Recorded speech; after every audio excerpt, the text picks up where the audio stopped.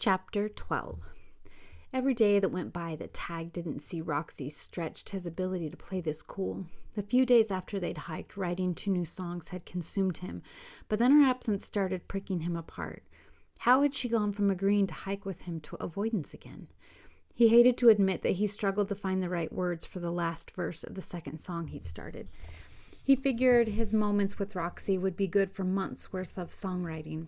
But it seemed that basking in her actual presence made him more in need of a fix. After sitting and staring at his notebook for a solid hour and only writing down the line, "The sunrise makes your hair turn gold," he headed downstairs in hopes of finding Roxy. He found Bellamy instead, coming up to ask if he wanted lunch in his room again or if he wanted to eat with the rest of the guests. "Does that include Roxy?" he asked. Bellamy kept smiling, but the corners of her lips stiffened, the first indicator that something was indeed up. "She warned you that she didn't work down here a lot." Tag studied Bellamy. "Thought she was trying to prove to her boyfriend that we're just friends, and now she's avoiding me again?" Bellamy let out a breathy half-laugh. "Wow, there really isn't a line you won't cross when it comes to her, is there?"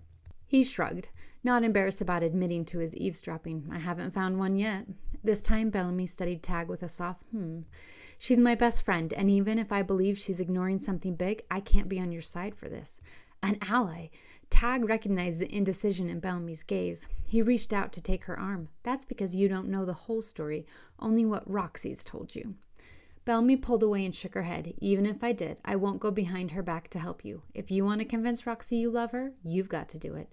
"I will," he said as he turned to head back down the stairs. "Why is she avoiding me again? What's going on with her boyfriend?" Tag called after her. Bellamy ignored him, then stopped and turned back toward him. "You never said where you were having lunch." He wasn't getting any work done in his room, and he held on to the chance that Roxy might show up. "With everyone else." "We have a problem." Bellamy's voice ringing through the living room startled Roxy enough that she nearly sliced one of her fingers off. She laid aside the knife and turned around from the counter where she was chopping up veggies for a salad. "Do you want me to guess? Because all of my suspicions will have to do with Tag, and why didn't we just say no in the first place?" "Savannah just called to ask me if they could come over tomorrow morning and talk about where they want to set things up for this weekend." Bellamy placed 2 hands dramatically on the island. Even though it had been a full 5 days since she'd hiked with Tag, Roxy's first thought was that she'd have to spend time up at the ranch house with Savannah in the morning and probably risk seeing him. "The wedding," she moaned, when the real reason for Bellamy's concern dawned on her. "We'll have to talk to Beau. We can't move Savannah's wedding unless we can convince her to use the cabin over at the AA." Bellamy shook her head. "Honeymooners are checking in this weekend." Roxy blew out a breath. "This ranch is 20 square miles. Surely we can throw a wedding without giving away the fact that we're hiding Taggart Dubois up here." Every spot she mentioned going over this morning was on the ranch house grounds, and you can't try and convince her otherwise for Tag's sake. This is her wedding. Roxy rubbed at her temples. "I know, you're right. Talk to Beau, explain the situation. I'm sure everyone will understand, and Tag will just have to hide up in his room for the afternoon. Is he still stuck in songwriting land?" She asked hopefully. "Not really." Roxy let loose another sigh. "Too bad. If he wants to keep things quiet, he'll just have to stay in his room for the afternoon or stay away somewhere else.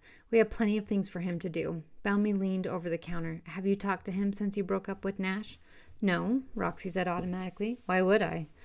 Bellamy straightened and shrugged. "I think he'd be interested to know." "That's exactly why I'm not going to tell him." Roxy picked the knife back up and finished chopping up her veggies. "But I will go over and talk to him about Savannah's wedding, in case he needs to smooth things over with Beau. It will be nice to have him on our side."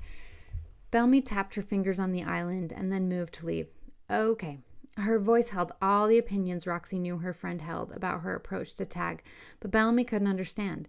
She hadn't had her life turned upside down when Tag had claimed he'd loved her for years. She hadn't had to dissect love songs, wondering if she'd missed something or if it was all for show, like she'd always thought.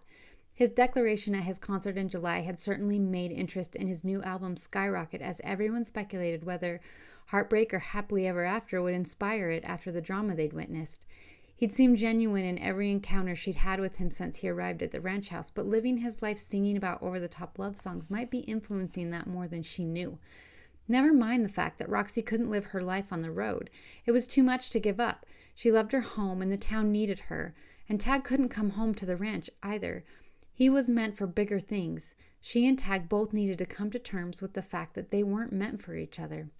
You'll plan on tomorrow morning too? Bellamy asked. Savannah's going to want you to walk over the grounds with her, not me.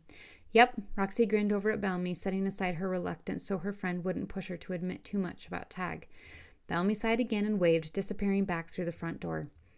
Roxy made her way over to the ranch house after she'd had lunch. The last few years, the fall weather in Little River had stayed warmer than normal, and today wasn't an exception. With the temperature in the low 70s, Roxy donned a hoodie for her walk over. He went on a ride, Bellamy reported when Roxy came in the back door. Roxy moved to walk down the hall to the main living area. I'll wait here then. Why don't you saddle up and go find him? He said he was going to ride the creek. Easy to find. Bellamy wiggled her eyebrows. I don't like to ride horses. You've been holed up in your house for days. Bellamy shook her arm and walked her toward the back door. I went on a hike with Tag just a few days ago. Roxy pulled back and scowled. Nearly a week. 5 days. Bellamy raised her eyebrows. Be a good host, Roxy. You'd do this for any other guest. Why are you avoiding Tag? She finished with a way too innocent voice. The bad news was that Bellamy had her there. Though she didn't particularly enjoy horseback riding, guests liked having a family member take them out. That's not why you're pushing me, she protested. She shook loose of Bellamy's arm and reached down to slip off her nice booties and grab Bellamy's cowboy boots next to the door. But it's not a big deal, she retorted as she stalked out the door.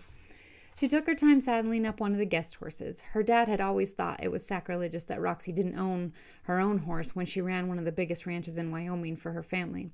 She'd pointed out numerous times to him that she did most of that from an office and that her role wasn't like his had been, or his grandfather's or any of his ancestors in the past 7 generations. Danny took care of all the day-to-day work, not her, and she preferred to do any work out of doors from one of the side-by-sides or her truck. When Dad had gotten sick, he'd made her promise to buy a horse. She'd joke with him that he was taking advantage, but promise anyway. In the last couple of years, she still hadn't gotten around to it. Maybe because it would mean really admitting that he was gone.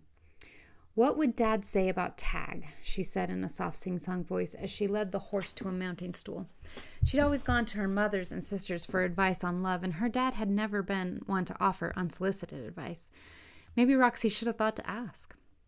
Like Bellamy had guessed, Tag wasn't hard to find. Roxy spotted him just a few miles from the ranch house, letting his horse walk at a slow gait along the creek. She didn't rush to him, instead watching him while she approached.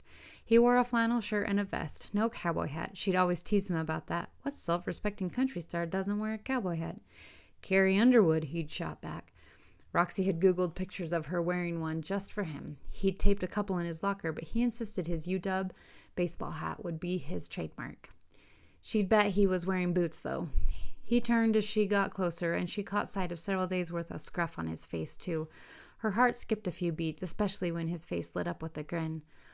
What is the occasion, Rox? He asked, turning his horse to come meet her, as though she might disappear from his sight if he didn't make her stay. She couldn't blame him for that fear. Bellamy says I gotta treat you like a real guest. Something about you being famous or something? She smirked at him.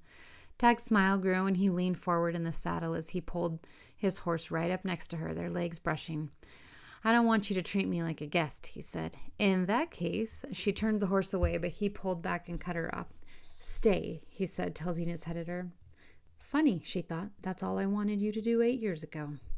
Stay and prove he meant his big words. I do have some official business, she said instead.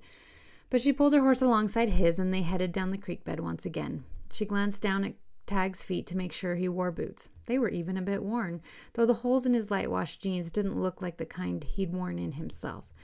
My cousin Savannah is getting married on Saturday, she said, forcing her thoughts away from Tag's good looks. You need a date? He asked. Actually, she did. She'd forgotten about that part of breaking up with Nash. Tag winked when she didn't answer right away, and Roxy bit back a laugh. She's getting married out here. I'm sorry, it's not in the official books because we're not charging her, obviously. So both Bellamy and I forgot. His brow furrowed in confusion. You're going to have to make yourself scarce unless you want everyone to know you're out here, she explained. Oh, yeah. He chuckled and turned back to stare at the scenery in front of him. Being here like this, it just makes me forget that I'm not just home for some visit.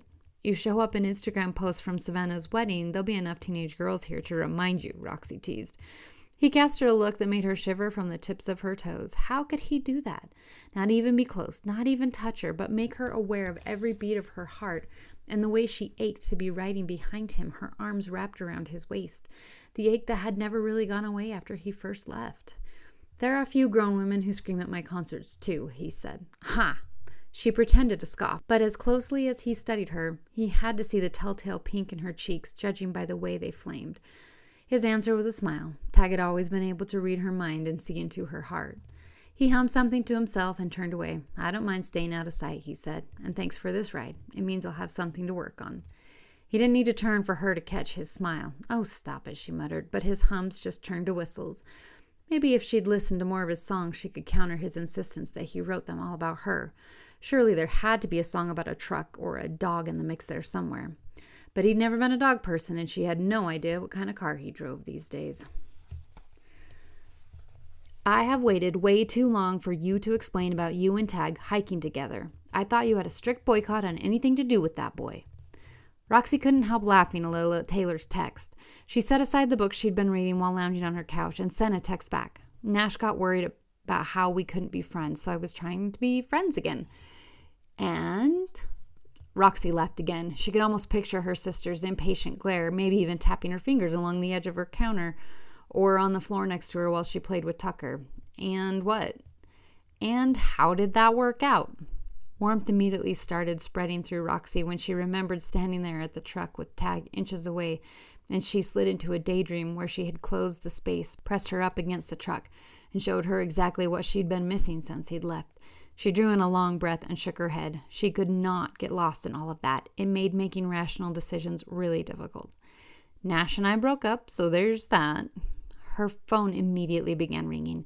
She sighed and picked up the phone, prepared to face some more uncomfortable truths about her feelings for Tag. Taylor was bound to drag them out of her.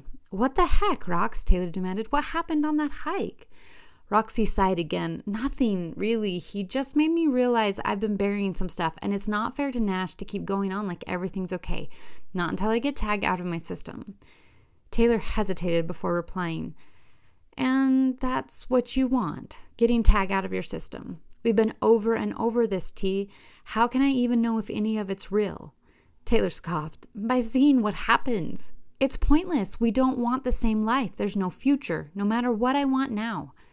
What exactly do you want now? Taylor's voice turned light with teasing and suggestion, making Roxy laugh, but also bringing back the image of her and Tag wrapped up in each other's arms.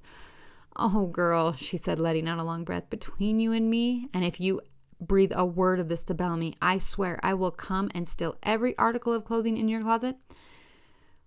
Well, I wouldn't mind letting that boy kiss me until I couldn't think straight. She thought of how he looked on the horse today, like he definitely could belong on this ranch. It made her heart a bit desperate. Taylor lowered her voice. I mean, between you and me, she teased. They didn't vote him country music's sexiest star for nothing. She whistled. Amen, Roxy said with a resigned laugh.